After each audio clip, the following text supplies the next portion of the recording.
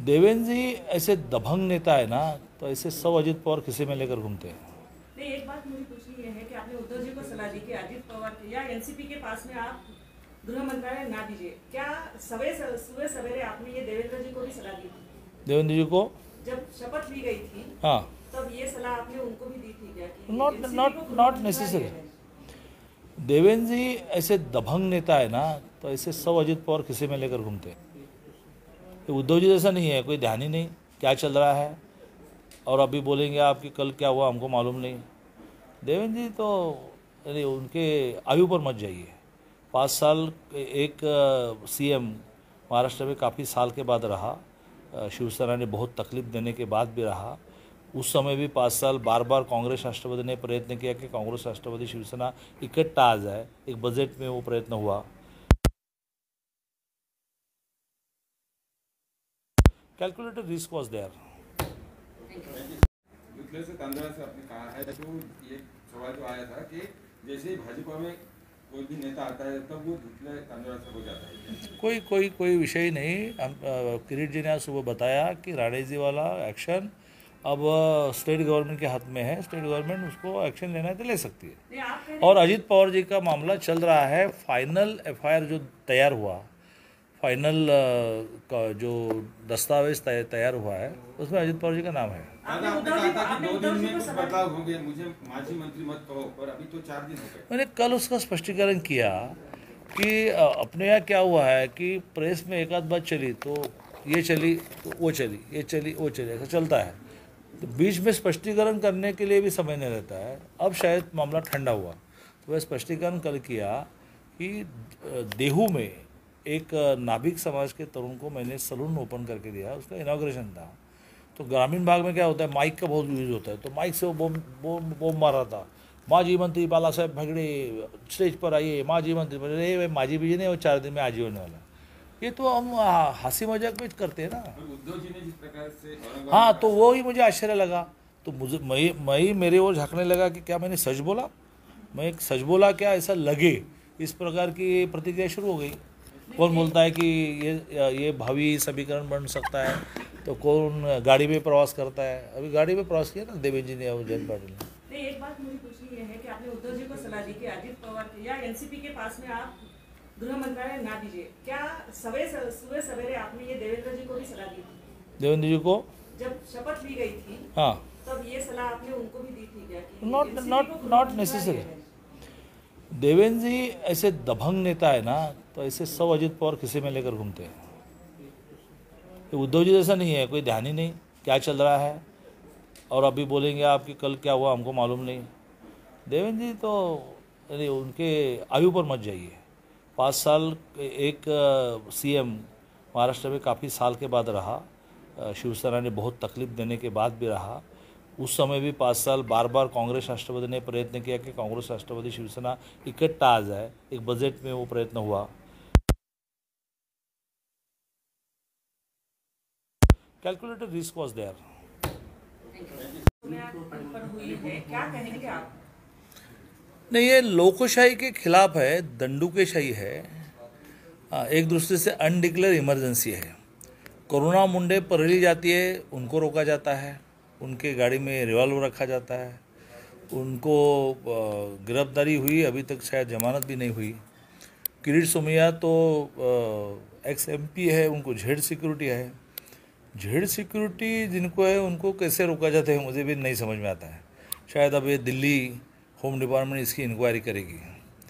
तो यदि कोल्हापुर ज़िले के कलेक्टर और एसपी को यह साक्षात्कार हुआ कि इन पर हमला हो सकता है, तो हमला न हो इसकी उन्होंने चिंता कर दी है। वो किस लिए है?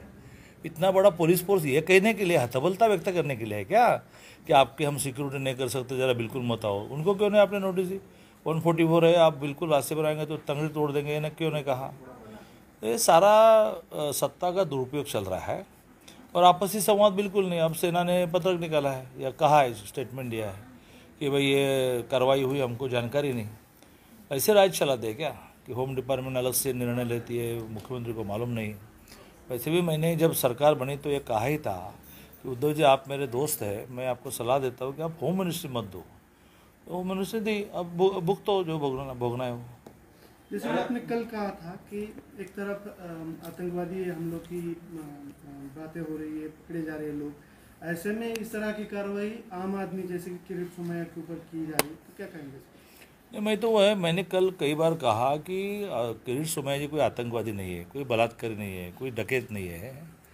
आतंकवाद के काफ़ी सालों के बाद कुछ सिम्टम्स मिलने शुरू हुए हैं, उसकी चिंता नहीं करेंगे। दिल्ली पुलिस ने अगर एक्शन लेनी पड़ती है, आप तो नींद लेकर रहे हैं, आपके तो आधा डिपार्टमेंट अंदर ही बैठा है ना जेल में।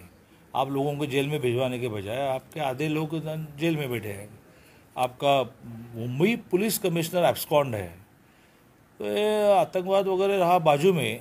और जो लड़ाई कानून से लड़ी जाती है, आपको ईडी की नोटिस आएगी, अब ईडी के सामने आपने कागज पत्र देने हैं, ईडी कन्विंस नहीं हुई तो फिर एक्शन शुरू हो जाएगी।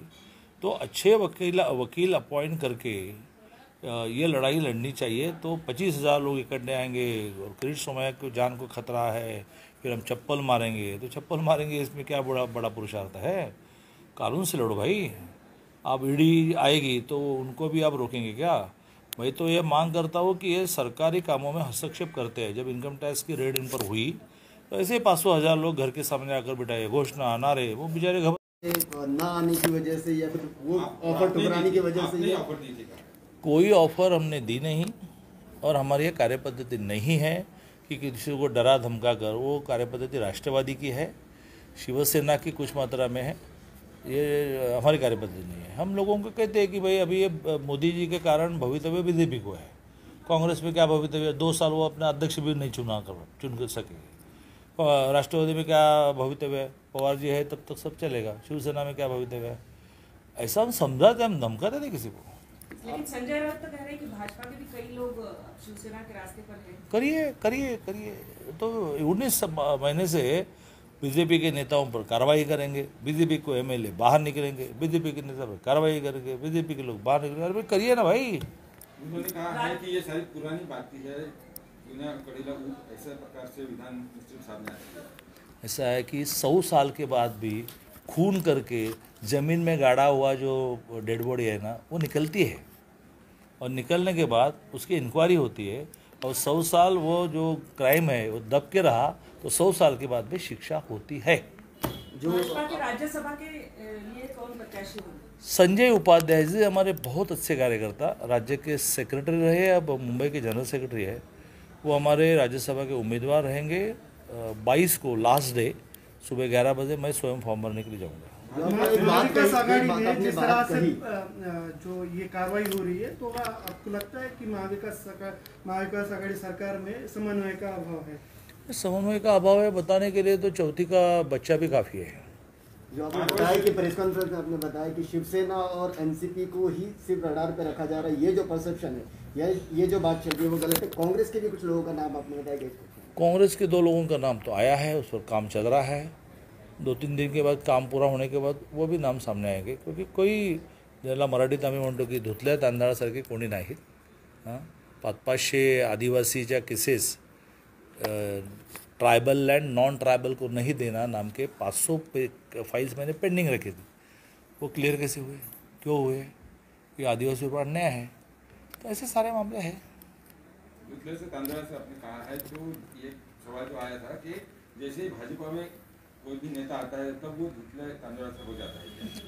कोई विषय ही नहीं। हम किरीट जी ने आज सुबह बताया कि राणे जी वाला एक्शन अब स्टेट गवर्नमेंट के हाथ में है। स्टेट गवर्नमेंट उसको एक्शन लेना है तो ले सकती है। और अजित पवार जी का मामला चल रहा है। फाइनल एफआईआर जो तैयार हुआ, फाइनल का जो दस्तावेज तैयार हुआ है उसमें अजित